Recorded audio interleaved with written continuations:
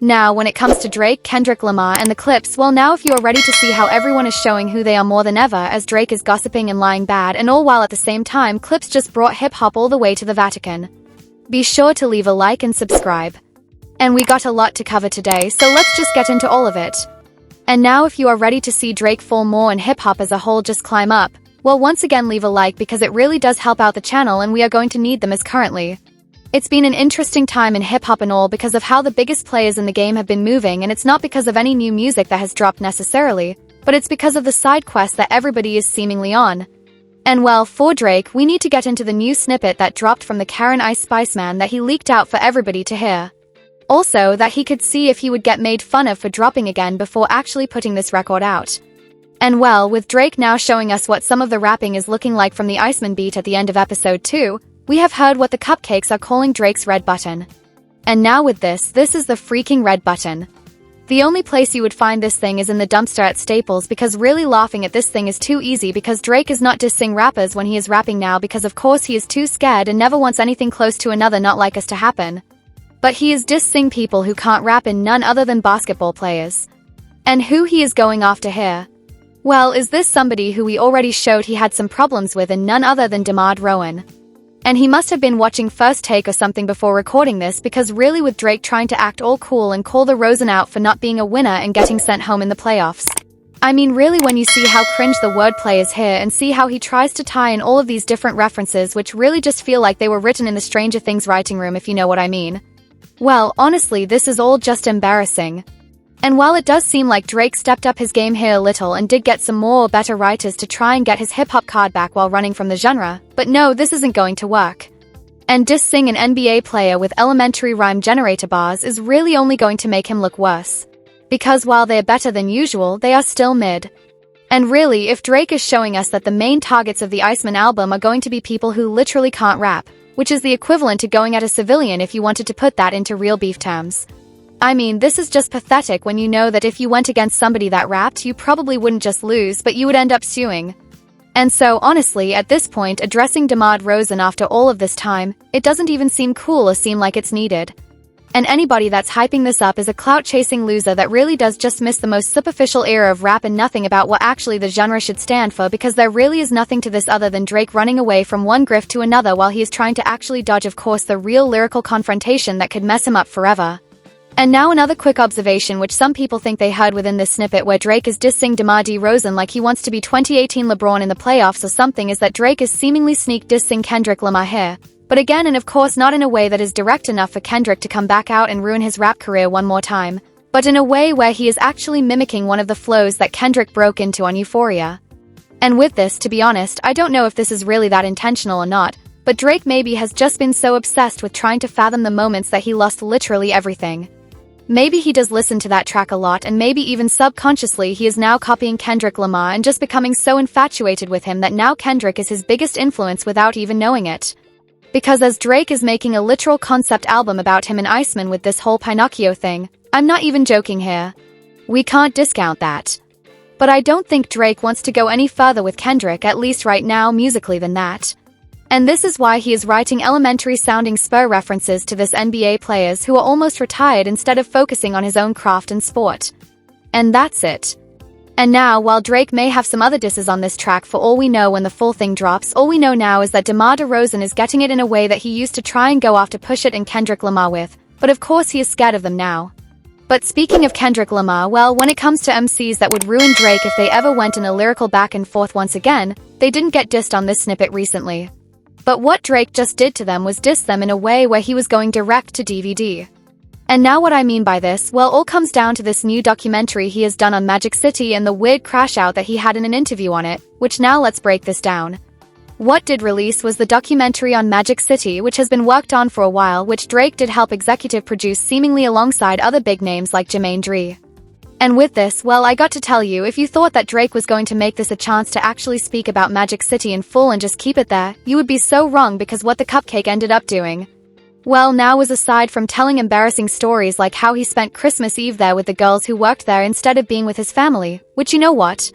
I don't even know why you would share this at this time where you were trying to stand up and show that you are an upright character, because some jokes just write themselves, and all this is doing is making Kendrick Lamar look more right about every single thing that he was saying on the diss tracks that you ran around and cried about to say that he lied with. But let's not get lost in these embarrassing Drake stories, because really what he did here and what's sticking out more than anything else is how he is using this chance to be in front of the cameras and where he was supposed to be talking about the club, the dancers, and the music that he made inspired by it, or just living in a culture where he was stuck in this seemingly well to not do any of that and to just rant about his haters and honestly just lie on so many of his rivals over the course of his career. And within this, when you see what Drake is talking about here and where he is bringing the conversation to, although this was supposed to just be about Magic City and nothing else about his crazy life, when you see Drake on camera and then you also realize that if this is what they put out, this must have been the best footage they had of Liubri for this, because why would they include an entire tangent where he goes off about rap beef and starts sneak dissing everybody if they had him actually talking more about the place and the location that everybody else in the doc was here to speak on? I mean, overall, there's just no other way around it.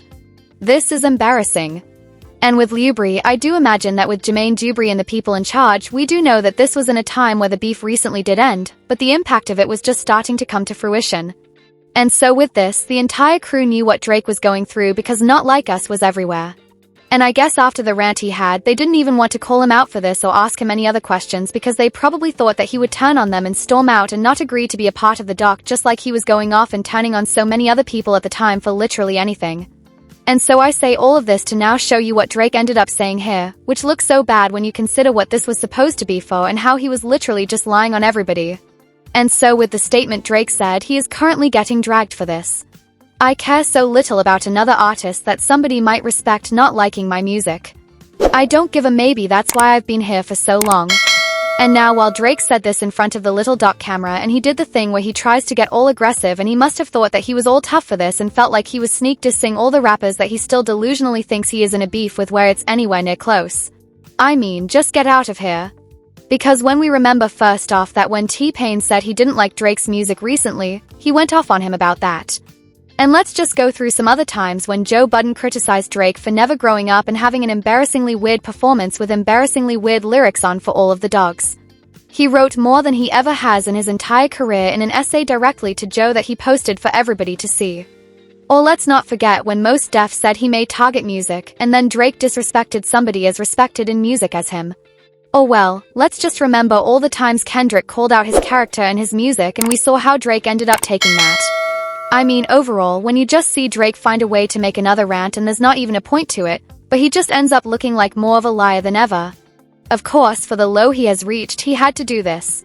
He had to use this doc, which had nothing to do with rap beef or being the weird loser lobbery cupcake-loving Karen that he has turned into, and just make it into something where he is not just subbing other people and trying to intimidate all of his rivals, which we know who is at the top of this list. But really with Drake throwing in the phrase that someone might respect when talking about artists to try and push across the idea that he does not care who criticizes him and to just show how arrogant he really is. This just brings us back to the cycle of Drake delusion that keeps him taking LS, which really does just show that for Drake it doesn't matter who is criticizing him. But no matter what, if it's Metro Boomin or Kendrick Lamar or Ice JJ Fish and Lil Pump, or it's Paul McCartney, Stevie Wonder or Andrea Bocelli, to Drake he is so arrogant and such a grown man baby that he'll just treat them all the same way and throw out all of their criticisms equally without ever taking anything they have to say into the slightest bit of consideration. And really for Drake, while it may not make sense to him in musical terms, maybe if we look at it in sports, if you had somebody like a Michael Jordan or a Kobe Bryant or a Tom Brady or a Tim Duncan criticizing your game, you may want to take that into consideration and you may want to think about why they are calling you out. But, you know, maybe if a Fawn Maker or Tony Snell says you're trash, then you can throw it out. But for Drake to constantly try and use what he is saying here to dismiss legends and disrespect them the way he has, I mean, again, it is showing why he is in the place he is at. But really when we break this down, just to put this in this doc and ultimately now to invite this type of discourse to happen with the disses you made here, really for Drake, as you are sitting here crying about other rappers in a documentary that you are already making. And it honestly does just show the type of person you are, because what other 40-year-old man that is at the level that you are trying to be at would honestly do something like this? And again, when you look at where everybody in hip-hop is who is at the highest level, it really does speak volumes. And we are going to get more into that as we talk about the Clipse. But really for Drake, when you just do this and you have already been proven to be lying about this very statement right after it dropped, because despite saying it and acting all tough from Kendrick to any other respected artist, we have always seen Drake take criticism in the worst way.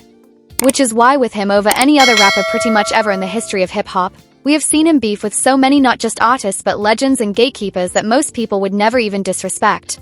Or again, if they were called out by them, they would end up doing something like J. Cole, which is take the criticism that Nas did and then make a song like Let Nas Down and then actually get Nas's respect. I mean, that's it. I don't know how else to break this down. There is no other way to look at what we are seeing here other than to see Drake as a classless loser who has no respect for the craft and culture of what he does. And really in general, he just has no respect for anything he is doing period now. Because to go from making a doc about Magic City and talking about something so isolated from your own delusions to then just make it about you and start this whole rant and tangent here once again. I mean, I just have to ask, when do we stop? And when does Drake ever self-reflect and question what he is even trying to achieve from all of this other than just looking like a man baby? But you know what? For Drake and his constant crash-out loving self. He can have this because once again, as it seems like everything in hip-hop is happening right now for a reason and at the right time and everybody's words and choices are showing that they have consequences and within this, well, the more trick lies on others, we are finding out that he is the real Pinocchio as things are crumbling down bad on him. On the other side of things, for the MCs who got past him and are now just focusing on making music and projecting their art to every corner of the world that wants to listen, something very beautiful is happening as well while Drake is showing that his favorite place to be is a club where he can sit and talk about dances and hide out from his family while ranting about rappers that he acts like he does not care about but really does. Well, on the other side for Bushit and Malice, they just made hip-hop, music, media, and art history as something so amazing happened right on September 13th. Which with what I am talking about all centers around the first ever musical concert at the Vatican and within a lineup of amazing artists who all did a great job. Push and Malice did something that showed on a global stage with all different names and people watching how powerful and transcendent of an art form that hip-hop can really be. As alongside John Legend and the Voices of Fire, who I have to say they had a huge role in this show, and after seeing how they perform as a choir and how they work with Pharrell especially, they are absolutely incredible. Well, with this entire group of artists, they performed the intro track on Let God Sort Theme Out. And of course, the birds don't sing in a place that when you understand who the Clipse are, and of course there is a huge family aspect and dynamic to this as they are brothers, and of course this song is dedicated to their parents who they lost, and then adding on top of all of that when you know who Malice is and even who his father was as they were both heavily involved in the church. I mean, I'm really ecstatic for both Push and Malice, but especially Malice because for them this has to be the biggest and most special thing that they could have ever brought their music and voice to. And really, in this time where we are in, where certain people have tried to make hip-hop look bad. And you know what?